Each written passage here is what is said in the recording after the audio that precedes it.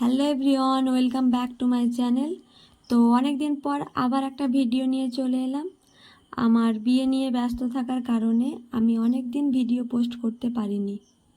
আমার এক্সামও ছিল, এই কারণে গ্যালারিতে অনেক ভিডিও জমে গেছে, যেগুলো আমি এডিটের কারণে আমি পোস্ট করতে পারিনি। তো আজকে গিয়েছিলাম একটা ব্রাইডের উদ্দেশ্যে, তো ভাবলাম আজ থেকে ভিডিও এডিট করা বা পোস্ট করা স্টার্ট করে দিই। কলকাতা থেকে ট্রেনিং করে আসার পর একটা ভিডিও পোস্ট করিনি, তার কারণ কলকাতা থেকে আসার পরই আমার বিয়ে ছিল। তো সেই কারণে অনেকটা ব্যস্ত হয়ে পড়েছিলাম।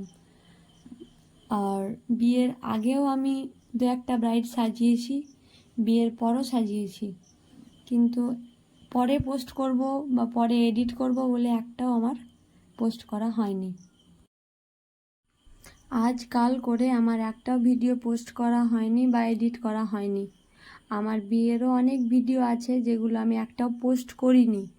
আমি নিজে যেহেতু সেলফ মেকআপ করেছিলাম, নিজের মেকআপ করেছিলাম, তো সেগুলো ভিডিও আছে। আমি পরপর আমি তোমাদের দেখাবো, এডিট করব। এরপর থেকে রেগুলার আমি ভিডিও পোস্ট করার চেষ্টা করব। তো এটা আমার একটা মিষ্টি ব্রাইড। আজ মেকআপ করাতে অনেক কষ্ট হয়েছে, কারণ আজকে এত গরম ছিল।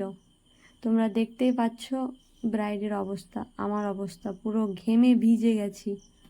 আর একটাই টেবিল ফ্যান ছিল, সেখানে কোনো সিলিং ফ্যান ছিল না, তো অনেক অসুবিধায় পড়তে হয়েছিল। তো আজকে আমার পুরোই হালাত খারাপ হয়ে গেছিলো। তোমরা বুঝতেই পারছো গলা শুনে কতটা টায়ার্ড আছি আমি। এরপরে আমি ভিডিওটা এডিট করলাম। তো আজকে যে আমার ব্রাইডটা ছিল, সে পুরো হালকা মেকআপ, তার কিছুটা প্রবলেমের জন্য সে পুরোই ন্যাচারাল হালকা মেকআপ, আইব্রোতে কোনো কাজ করতে দেয়নি, চাইনি করতে, ফলস ল্যাশ লাগাতে দেয়নি, অনেক কিছুই সে চাইনি করতে। হালকার মধ্যে করা হয়েছে মেকআপটা, তার কারণ তার কিছু ফ্যামিলিতে প্রবলেম ছিল, তার শ্বশুরবাড়ির লোক চেয়েছিল হালকার মধ্যে কিছু করা, ওভার কিছু না করা। তো আমি সেই মোতাবেকই করে দিয়েছিলাম। তার যেটা ইচ্ছে ছিল যে হালকার মধ্যে কিছু করে দেওয়া, তো আমি আইব্রোটাও দেখছো হালকার মধ্যে সেটিং করে দিয়েছি, তার কারণ তার আইব্রো প্লাগ করা ছিল না। এরপরেও হালকার মধ্যে আমি করে দিয়েছি সেটা।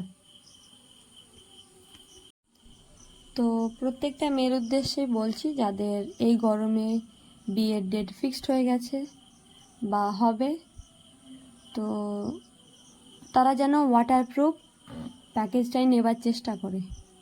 কারণ এত ভয়ঙ্কর গরমে যাদের ড্রাই স্কিন, তাদের মুখ দিয়েও সব সময় অয়েল আর সোয়েট হচ্ছে, অনেক ঘাম হচ্ছে। তো যাদের অয়েলি স্কিন তাদের তো, আজকে আমার ব্রাইডের ফুল অয়েলি স্কিন। তো তোমরা দেখতেই পাচ্ছ, ফেস দেখে বোঝাই যাচ্ছে যে ফাউন্ডেশন দেওয়ার পরও তার মুখটা তেলতেলে লাগছে। তার কারণ এটা ওয়াটারপ্রুফ ছিল না। ওয়াটারপ্রুফ হলেও অনেকটা কভার করা যায়, ওয়াটারপ্রুফেও ঘামটাকে সবসময় আটকানো যায় না, অনেকটাই কমানো যায়। তার কারণ সব সময় কোনো জায়গায় জল থাকলে ওয়াটারপ্রুফও কোনো কাজ করে না। যাদের অতিরিক্ত, যেমন টি জোনে, নাকের নিচে, থুতনির নিচে, কপালে অতিরিক্ত যাদের ঘাম হয়, অল টাইম ঘাম হয়, তাদের একটু অসুবিধা হবে।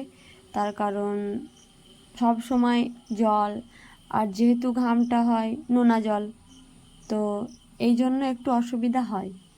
বাট যদি ওয়াটারপ্রুফ নেওয়া যায় তো অনেকটা ভালো হয়। এখানে আমি সব রকম ক্লিপ নিতে পারিনি, কারণ এত গরমে কিছু মাথাতে ছিলই না, আর আজকে আমি কোনো হেল্পিং হ্যান্ড নিয়ে যাইনি। তো ওখানে যারা ছিল তাদের কাছে একটু ভিডিওটা করে নিয়েছিলাম। এরপর আসি আই মেকআপে।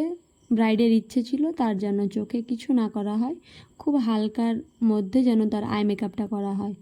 তো সেই কারণে আমি হালকা একটু ব্রাউন কালার দিয়ে পুরো স্মাচ করে নিলাম। তারপর শিমার লাগিয়ে দিলাম, হালকা রেড টোনের মাঝে আমি একটা শিমার লাগিয়ে দিলাম, হালকা করে আইলাইনার লাগিয়ে দিলাম। সে চেয়েছিল যাতে তার আইলাইনারটা টানা না হয়।